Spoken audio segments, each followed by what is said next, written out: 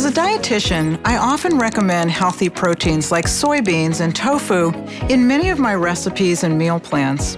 But some people might question those recommendations because they've heard bad things about soy. Today, we'll look at what the science says, investigate the nutritional benefits of soy, as well as address some common concerns around soy and soy foods. Let's get into some facts and myths about soy. Fact: soy has an impressive nutritional profile. While all beans provide protein, soybeans top the list when it comes to protein quality. As a complete plant protein, soy contains all of the essential amino acid building blocks. Those are the ones that your body can't make, and these essential amino acids are used to manufacture all kinds of specialized proteins, like hormones and enzymes that you need every day. Soy is also low in saturated fat and naturally cholesterol-free, since only animals and animal products contain cholesterol. That, coupled with the fact that most of the fats in soy are polyunsaturated, makes soy a heart-healthy food. Not to mention, adding soy foods to your diet could boost your intake of vitamins, such as folate and vitamin K, as well as some minerals like calcium, magnesium, and iron.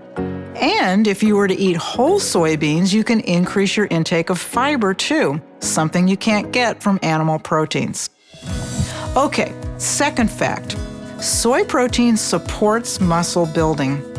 When people think of muscle building protein, they usually think of whey protein from dairy, and that's typically true. But soy protein is actually also effective for promoting muscle growth.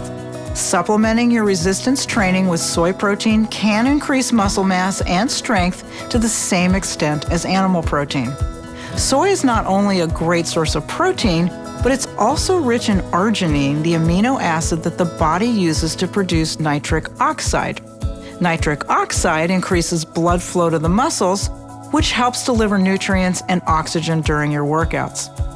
At this point, you might be thinking, wait, doesn't soy raise estrogen or lower testosterone levels in men, causing man boobs? Maybe you've heard that before, but this is a myth. The misunderstanding seems to stem from the fact that soy, and plenty of other foods by the way, contains natural plant compounds called isoflavones, which are classified as phytoestrogens, phyto meaning plant. So when people hear that soy contains phytoestrogens, they turn their backs on soy foods in the fear that they will expose the body to too much estrogen. But plant estrogens are not the same as natural estrogen produced by the body. Confused? Let me explain the difference. Isoflavones are referred to as phytoestrogens or dietary estrogens because they have a chemical structure that's similar, but not identical, to natural estrogen, the hormone produced in both men and women by the body's endocrine system.